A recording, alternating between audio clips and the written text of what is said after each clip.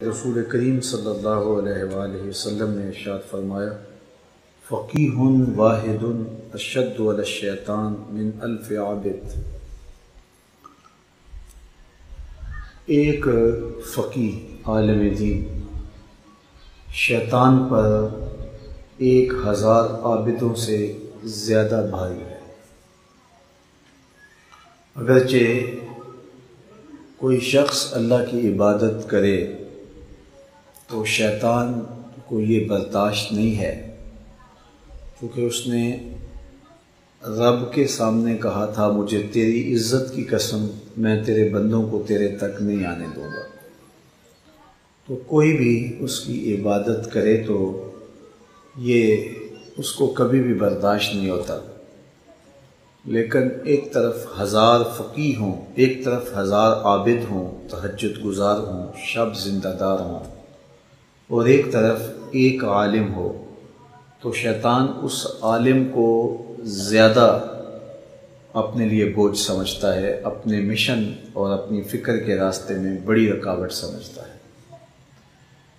اس لیے اس نے علماء کا خوب علاج کیا ہوا ہے تکبر اور طمع کے ذریعے سے، کیونکہ شیطان انتہائی مکار وجود ہے اور ہر ایک کو ایک لاٹھی سے نہیں ہانکتا۔ ایک شب زندہ دار جس کو سحری کے وقت اٹھ کے ہچکیاں لینے میں لطف آتا ہے، شیطان اس کو یہ کہے کہ تو تہجد نہ پڑھا کر، تو جس کی زندگی کا نشہ ہے وہ سجدے، تو شیطان کی اس بات کو کیسے وہ مانے گا؟ تو شیطان اس کو یہ نہیں کہتا کہ تو تہجد نہ پڑھا کر، اس کو کہتا ہے کہ تو ضرور پڑھا کر، لیکن صبح بتا دیا کر کہ میں تہجد گزار ہوں۔ اس کو ریا میں مبتلا کرتا ہے۔ ایک شاعر جس کی طبع میں نرمی ہے، رقاقت ہے، اور وہ شاخ سے پھول بھی ٹوٹے تو بے چین ہو جاتا ہے، شیطان اس کو یہ کبھی نہیں کہتا کہ تو کسی انسان کو قتل کر۔ اس کو پتہ ہے کہ یہ تو شاخ سے پھول نہیں توڑ سکتا، تو کسی انسان کا خون کیسے کرے گا؟ تو اس کو شراب اور شباب کے پیچھے لگاتا ہے۔ ایک سخی جس کو خرچ کر کے تسکین ملتی ہے اور جو لوگوں کو کھانا کھلائے تو اس کو راحت پہنچتی ہے، تو شیطان اس کو کہے کہ تو بخل کر، تو وہ کبھی بھی نہیں کرے گا۔ شیطان اس کو بخل کی ترغیب بھی نہیں دیتا، اسے فضول خرچی کی طرف ابھارتا ہے۔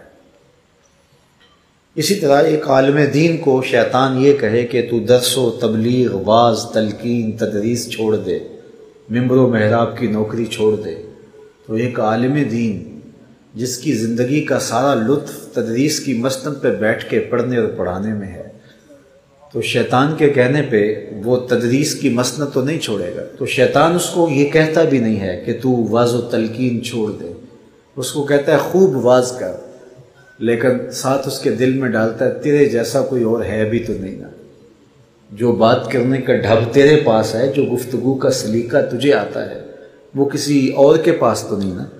تو اس کو تکبر میں مبتلا کر دیتا ہے۔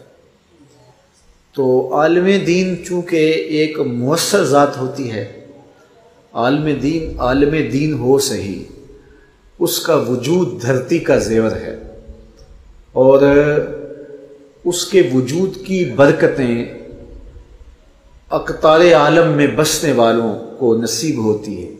حضور نے اسی لیے ارشاد فرمایا کہ جو عالم دین ہے اس کی زندگی کی دعا کرتے ہیں کائنات کے تمام پرندے، حشرات الارض حتی الحیتان فی البحر، سمندر میں جو مچھلیاں بھی تیرتی ہیں وہ بھی علماء کی زندگی کی دعا مانگتی ہیں۔ تو عالم ہو صحیح، وہ کائنات کا ایک انوکھا اور خوبصورت باب ہے۔ عالم دین ایک قیمتی وجود ہوتا ہے اور اس کے دم سے ہزاروں لوگوں کو نفع پہنچتا ہے اور ان کا ایمان بچ جاتا ہے۔ اس لیے شیطان چاہتا یہ ہے کہ علم جو ہے وہ برباد ہو جائے اور علماء جو ہیں یہ زوال پذیر ہو جائے، تو 1000 تہجد گزار عابد ایک طرف ہو تو ایک عالم دین ایک طرف ہو، تو حضور نے ارشاد فرمایا کہ شیطان کو وہ عالم دین زیادہ بھاری لگتا ہے، وہ اس سے زیادہ خوف کھاتا ہے۔